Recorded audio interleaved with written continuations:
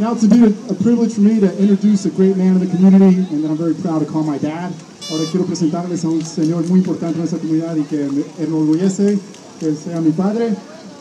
He's a long-time voter. He's going to talk about like how we got to continue voting. He's been voting since the 1940s. So please help me welcome Mr. Felix Fraga.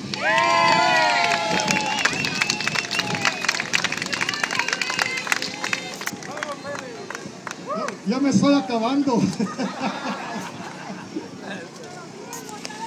Eso, ¿verdad? Pero qué gusto ver un evento como este aquí en Ripley House, en el segundo barrio, Magnolia, Denver Harbor, todos los barrios, ¿verdad? Hay un dicho, y estoy seguro que es cierto, que los malos gobiernos son elegidos por los buenos ciudadanos que no votan. Eso es cierto, eso es cierto. Así es que ojalá que hoy tómenos la oportunidad y la responsabilidad. En pocos años, los hispanos, los latinos, vamos a ser los más numerosos aquí en este país. Y no solamente los más numerosos, la población más joven que hay en este país. Tenemos más personas menos de 20 años de edad en el país. Y también somos el grupo más productivo. Tenemos más familia que nadie más. Y el otro día salió un estudio que nos indica que también los hispanos viven más años que cualquier otro grupo. Así es que tenemos mucho tiempo para contribuir a hacer este país, nuestras comunidades, las mejores que pueden hacer. Pero la única manera es que todos nos preocupemos por votar en cada elección. ¿Cuántos prometen votar este año? A ver, ¿cuántos? Ok, no nos fallen. Muchas gracias.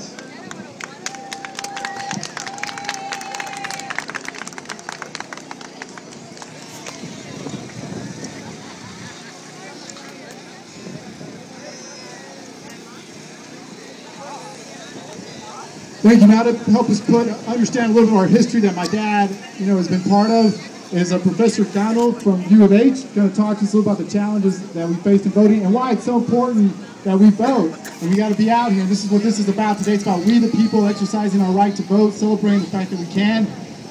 Entonces ahora voy a invitar al profesor Cano de la Universidad de Houston, que va a explicar un poquito de la historia, los diferentes desafíos que han habido para poder votar y por qué es tan importante que estamos hoy aquí para ejercer este derecho para votar. Entonces, profesor Cano, thank you. Gracias.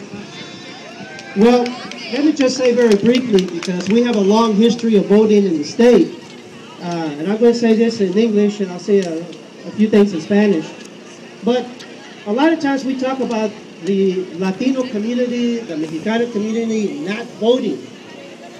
But one of the things that we need to understand, and I know many of you know this already, is that we have been kept from voting from the get-go, from the very first time that people of Mexican descent became part of this nation. For example, the state of New Mexico, when it first became part of the United States, had a majority Hispano population.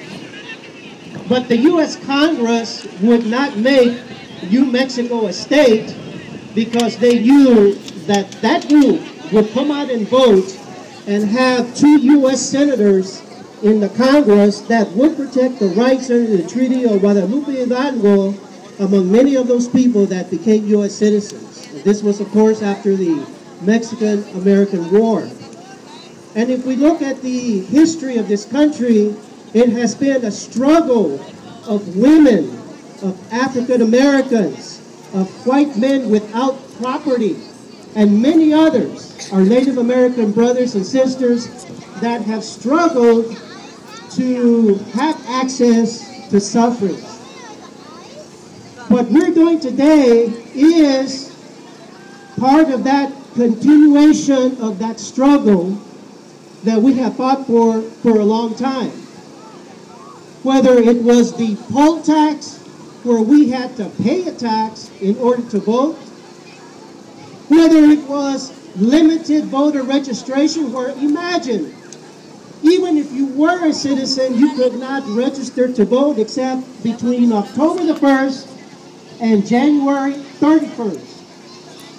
These were the barriers that many of us, many poor people confronted in the state of Texas and in many places throughout the country.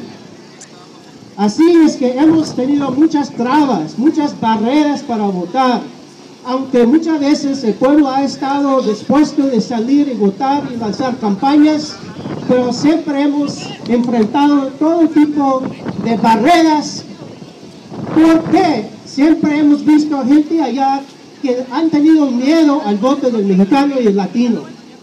Lo que estamos viendo hoy en día, lo que hemos escuchado y lo que hemos visto en la televisión, en la radio, hay muchos grupos de interés que no quieren que nosotros salimos a votar, porque ellos ven el futuro y ese futuro se llama latino.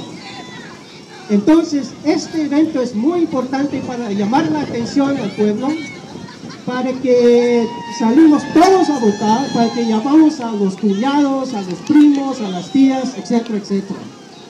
Entonces, una cosa más, we must be very careful on election day.